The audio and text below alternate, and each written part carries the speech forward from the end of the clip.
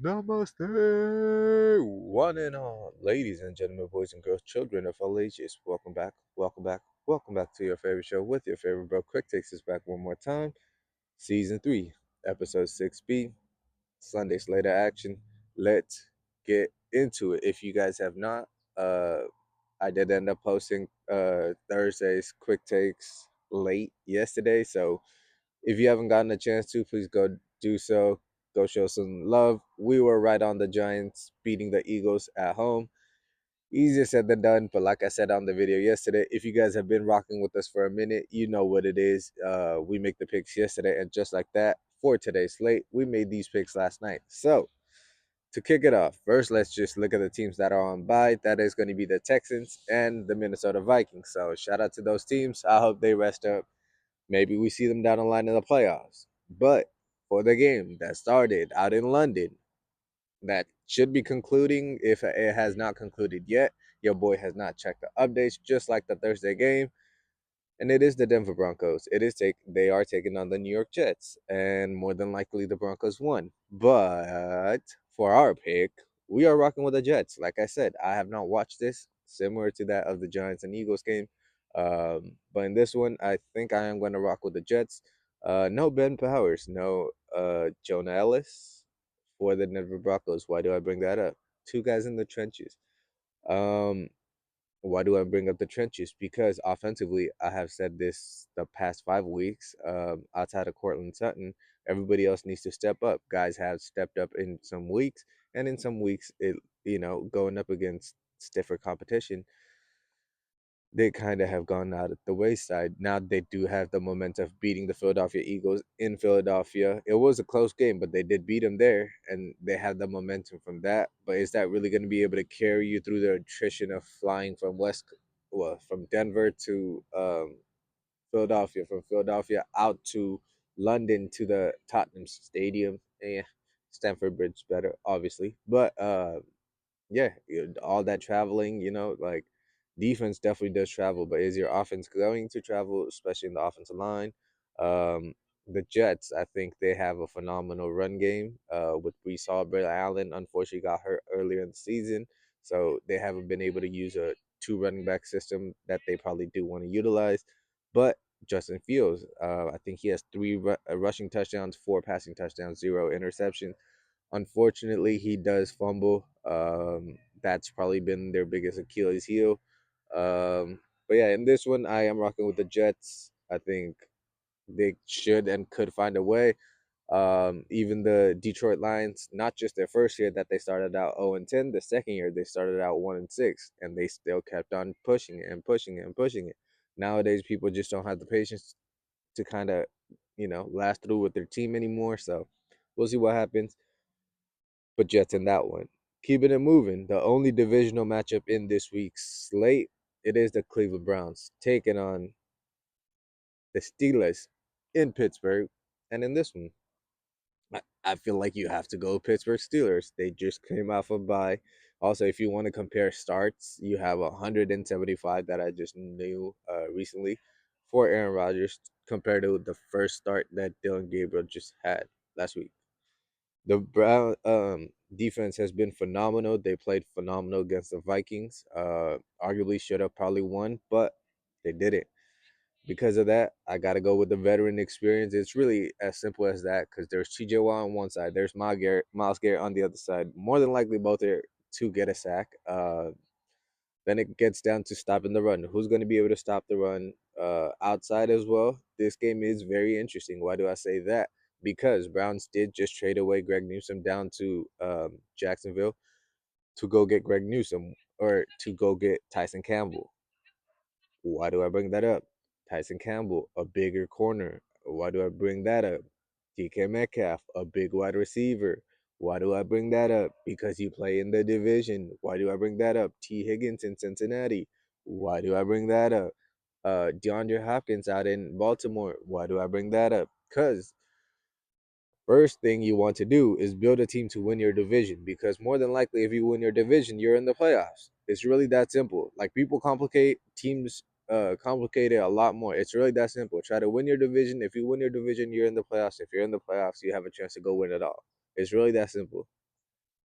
before that, Steelers O line has to come out to play. They're relatively young, coming off the bye. I hope they are healthier and actually the healthiest they should be. I hope they start gelling. And yeah, I mean the highest paid defense needs to show out at some point. You know, Steelers have. I mean, outside of that close one against the Jets in Week 1, what have they really shown? And like I mentioned, coming off the bye, there should be a lot more fire. Keeping it moving, it is the Chargers, it is the Dolphins, it is down in Miami. Herbert versus Tuable, 5 versus 6, I do believe, from a draft from a few years ago. So this one should be interesting in that aspect of if Miami, I do believe took Tua first. So did they do the right move? We'll see. In this one, I am actually taking the Dolphins. Yeah, Chargers are more than likely to win this one as well, probably. But at the same time, you do want to question it. Why? They're out of their star left tackle. They're out of their star right tackle. They're onto their backup offensive lineman. They're onto their backup defensive lineman. Did they just get Adolphe Owe in that defensive line to improve on that pass rush? Because after Khalil Mack went down, that has suffered tremendously. Yes, they did. But they also gave up Alohi Gilman in the back end. I think he was a significant piece because he was one of the more experienced pieces for them. Dante Jackson, he played phenomenal against us. Outside of that, I'll stay quiet. And outside of that, still cool, heart cool, but like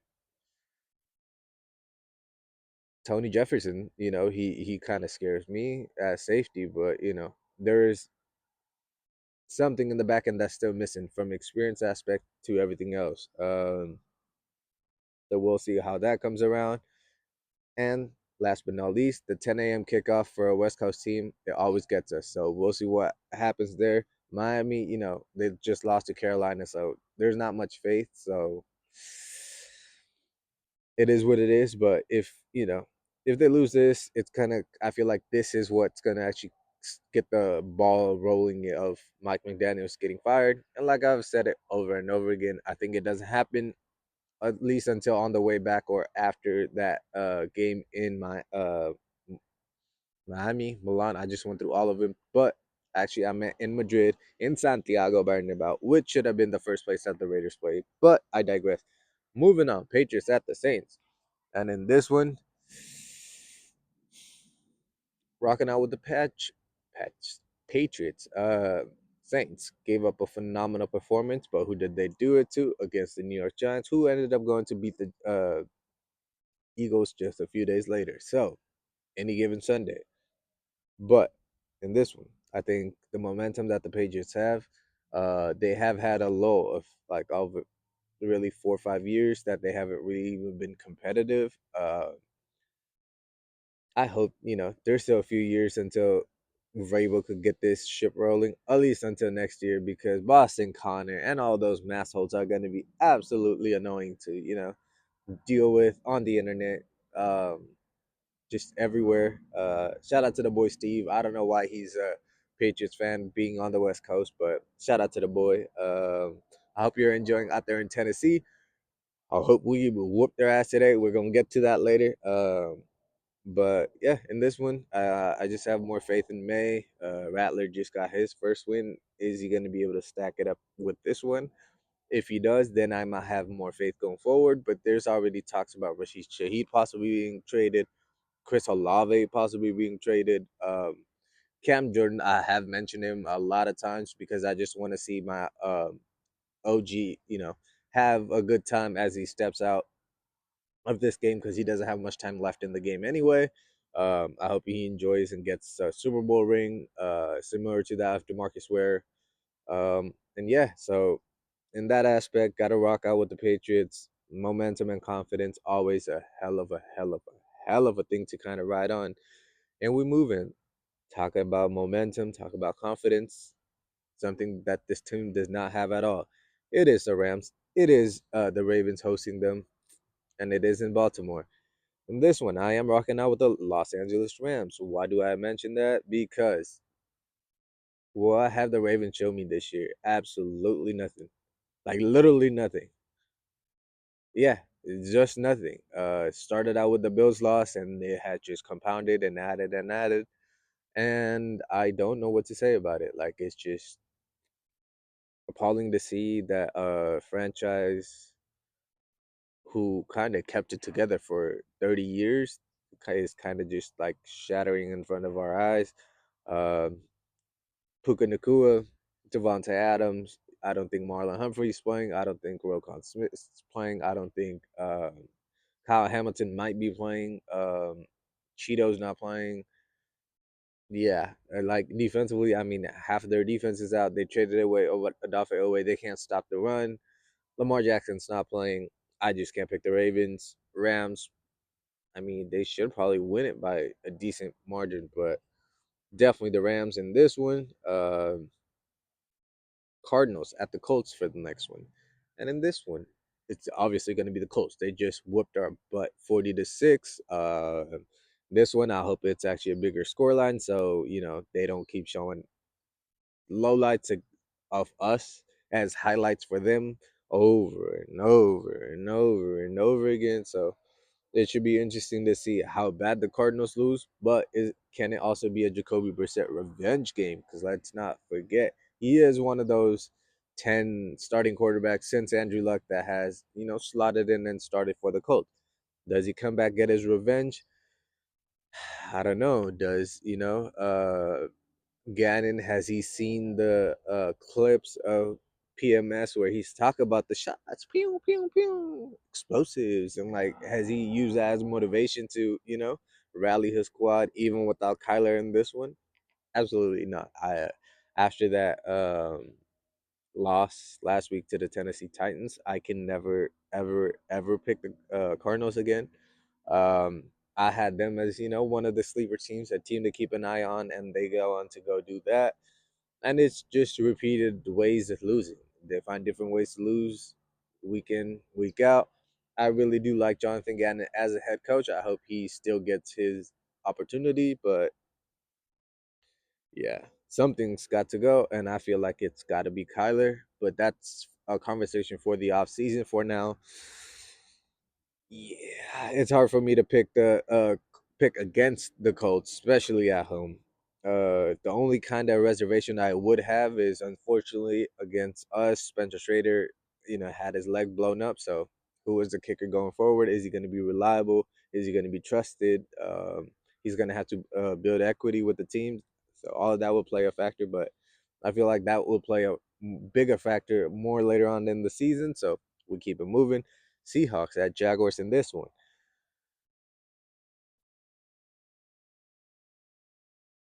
Rocking out with the Jaguars. Why do I say that? Yes, Seahawks are like burning with that loss from last week.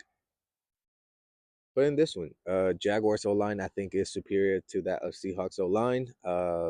It's Trevor Lawrence against Sam Darnold. While Sam Darnold's having a decent season so far, I think Trevor Lawrence is kind of re-emerging himself back as a top 10 quarterback. Going out prime time, even if it's at home or in Arrowhead, beating Kansas City, doesn't matter what it is, it gives you confidence. And once confidence starts permeating throughout the building, once you see your quarterback, walking with a little extra swagger with them, smiling a little bit more, everybody's having a little bit more of a good time on Sundays or Thursdays, whatever day your game is, you're more than likely going in like, hey, we got that guy back there.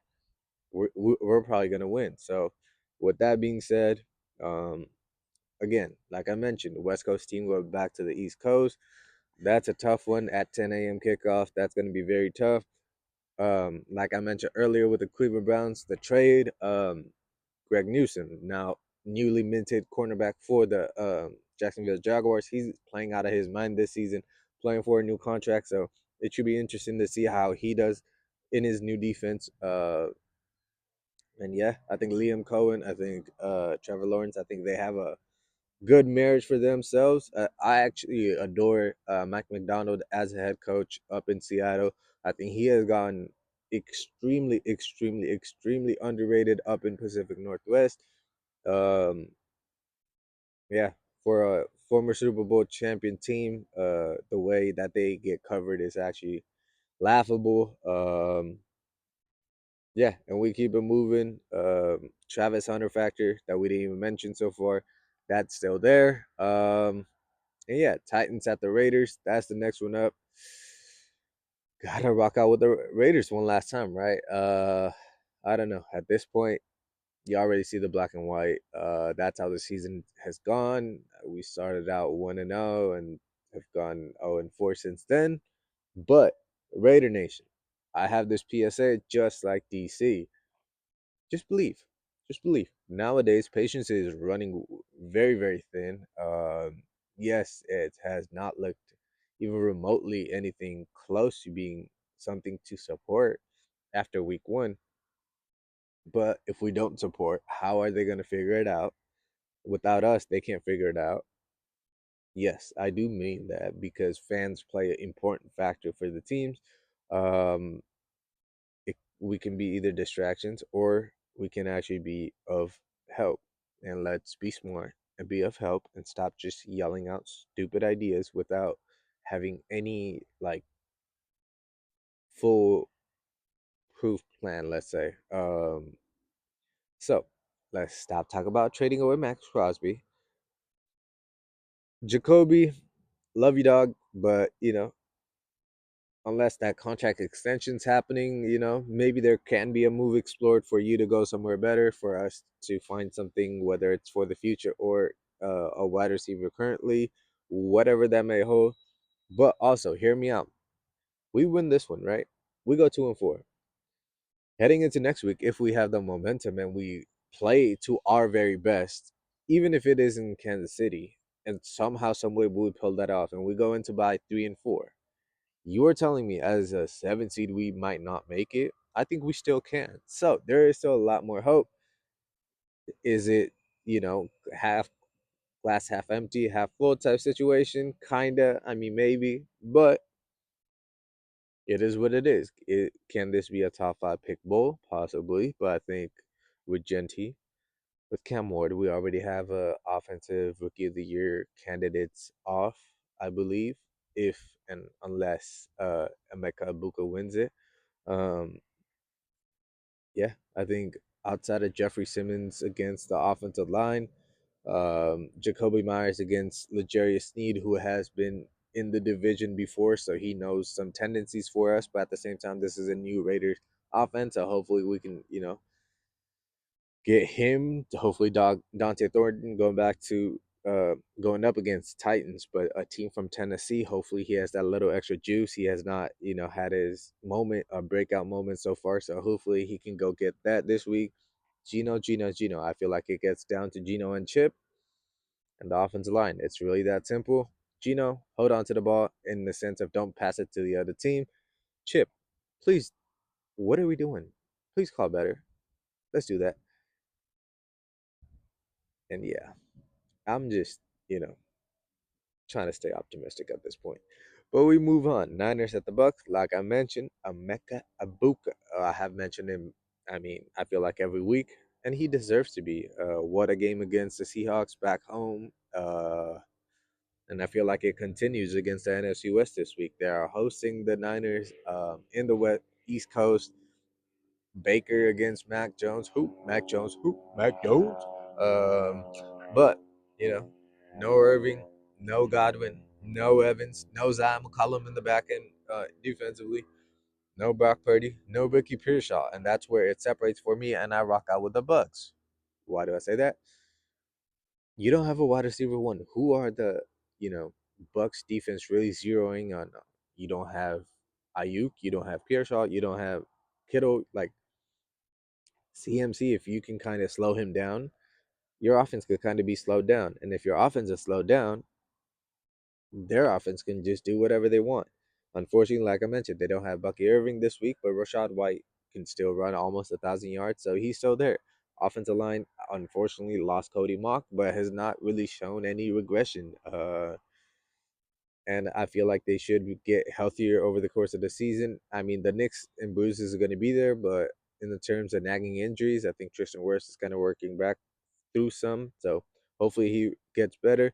Trent against Tristan Wirfs. I mean, two different generational left tackles. Levante David against Fred Warner. I mean, phenomenal matchups right there. And if Ayuk had been able to play, Ayuk and Nabuka on both sides, that would have been a phenomenal wide receiver matchup as well. But I think the matchup between Lenore and Abuka should be a fun one if you are a defensive head like me as well. And we keep it moving. Talk about defense. Gotta talk about this one. Packers hosting the Joe Flacco led footsteps. Flacco led Cincinnati Bengals, and in this one, gotta rock out with the Go Pack Go, right? I mean, like, no way Packers lose to Joe Cool twice in the same year within a few weeks, in two different teams. Just can't happen, especially at home. The last one it was in Cleveland. This one it's at home. I think Packers have to win this coming off the bye. Their last game was that tie against Cowboys, so that should just be eating at them just inside. Just like, bro, we didn't have the game last week. This week we're gonna go out hunting. Unfortunately, Devontae Wyatt will not be joining the party with the defensive guys in the trenches like Luke Van Ness, Micah, Rashawn Gary, and others. So there might be a little, just a slight little gap on the inside where Bengals might be able to run the ball. But like I just laughed, Bengals running the ball, absolutely hilarious because they can't protect the quarterback. They can't run the ball. They can't defend anybody. I don't know what they are. They are not a football team. Are the Bengals a football team? I think Bengals are similar to like some of the other franchise where they should be, charged with franchise malpractice. Just saying, Cincinnati fans, like you deserve better. Like, what have the Bengals really given you? Like, Browns at the very least have championships, world championship from back in the day. They have Jim Brown to kind of hold their hat on. Like, what do the Bengals even have? Ocho. Shout out to Ocho. But, that's Carson Palmer at Ocho in the 2000s. Like, outside of that, it's Boomer and losing in the Super Bowl. Like, bro, like, come on. There has to be some sort of like fire as an organization. And it just does not seem to have one. Lucas Patrick, a former guard of the Packers, if I'm not mistaken, he's going to be out in this one. So, like I just mentioned, offensive line's going to be even worse for Footsteps. His name's Footsteps. So is he really going to be that mobile? Probably not. As a statue back there, I hope it's under 5 sacks, just because I hope he does not get hurt. And in the games going forward, we actually get to see Jamar Chase and T Higgins actually be wide receivers and not DBs again. But we'll see what it is. I think Micah has to break out, come out. They're 1-1, so they need to stack up wins because if they go 2-1, while it might kind of help out in the end for negative and positive for playoffs, it's not going to help you out in the current landscape of the NFC. Talk about the landscape of the NFC.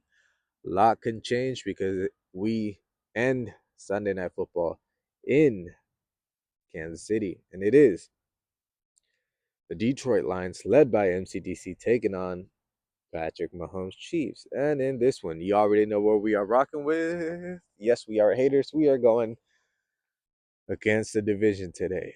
3-0 against the division, hopefully. But in this one, I'm taking the Lions. Why do I say that? Because their trenches are superior. We just saw Chris Jones kind of grip out on that play, but did he? The scrutiny that he's dealing with, being the Super Bowl champion that he has, but never getting the love and praise of Aaron Donald, because Aaron Donald got one Super Bowl. Chris Jones got three of those hardwares. So what are we really comparing to, right? Like if we're comparing Super Bowl rings, we're comparing numbers. Yes, they're not the same because he played in a system for Spags compared to the system being Aaron Donald. If you want to measure hardware, Chris Jones has a lot more compared to him, but he never got the love that I mentioned for Fletcher Cox yesterday, as well for the Quick Takes episode for Thursday Night Football. Yeah, in this one, I think their attrition has been setting in for the Chiefs. One score games last year, they were undefeated, if I'm not mistaken, 11-0. This year, they are like 1-3, if not worse. Yeah, it's just not going their way right now. When it is, it just keeps on just rolling down, flowing down smoothly. And when it doesn't, there's going to be ups and downs and the ebbs and flows of a season. They are kind of finally getting into that. Patrick Mahomes, for the first time in his career, is kind of getting into that. So it should be interesting to see how and if that unit of the Kansas City Chiefs breaks or not. Can't The one thing that does scare me is Spags, obviously, but also the special teams. I am not a special teams guru or a specialist, but when I hear Pat say they have a special teams coordinator that should be in the Hall of Fame, I will listen to an expert. He says he's a Hall of Famer, so they have a Hall of Fame mind on each aspect. You have Andy Reid on offense, you have Spags on defense, and you have him on special teams. So it should be very intriguing how Kansas City bounces back after the loss just six nights ago on Monday Night Football against Jacksonville in Jacksonville. So they had to travel back up that night. Let that loss permeate this week. Have they been positive? Are they more like, let me just go get this win? Like they're just on edge to kind of go get this monkey off their back. How are they performing? And for the Lions, I feel like it's really simple. After week one, they've shown their dominance every week. Like, and it's not just wins; they are putting foots to butts. And yeah, they're just doing their thing. MCDC has, got the boys rolling again. Our boy Johnny Moe, shout out to a former Raider. He gonna go take our revenge in Kansas City. Um, Let me just mention some of the matchups that should be very intriguing. St. Brown and JMO against that secondary. Yes, McDuffie's there, but who else is gonna, help him out? Very intriguing to see. Sonic and Knuckles, very intriguing to see how the linebackers, like how are they in their gaps, or do they trust their guys up front, because the trenches, it's not the same trenches as it was before. So it's going to be interesting to watch Bolton and Tranquil. And then you have Branch taking on Kelsey in a sense. So it's a 4-game win streak against a 6-day rest. Uh, Experience matters, absolutely. But in this one, I think it's going to be the grit of the Lions that's going to outweigh the grit and the want of the Chiefs. Like I mentioned, actually on the Monday quick takes, if you have not gotten a chance to go back and watch all the past episodes. But on the Monday episode, I did mention um, the attrition, the bodies, um, just over time, just the want and the hunger for the Kansas City Chiefs. I feel like they've just kind of try to retool with some stuff. This reminds me of the Warriors, kind of like towards the end of their run in 2019 when guys were getting hurt, like KD, Boogie, and everybody. And then after that, the 2020 season, everybody just kind of got hurt. That 2021, let's actually compare more of that too, because Clay kind of still being hurt, which kind of shows like Travis Kelsey's decline, all of that. 2022, we ended up winning the ring. So can the Chiefs still end up winning the Super Bowl? I don't think so. Not this year. I don't think they have that unit this year. I don't think they have that spirit this year. But going forward, absolutely. Once Rasheed Rice actually comes back, you never know. But so far, it does not look like it might be Chiefs here. Am I a hater? Could be. Am I a divisional hater? Could be. I did pick against all three of our divisional teams this week. But for this 12-game slate, that is it for us today. I will be back tomorrow. You already know what it is. Till next time. 42, 36, and 1. Let's see how it goes. Sunday slate. Your boys out.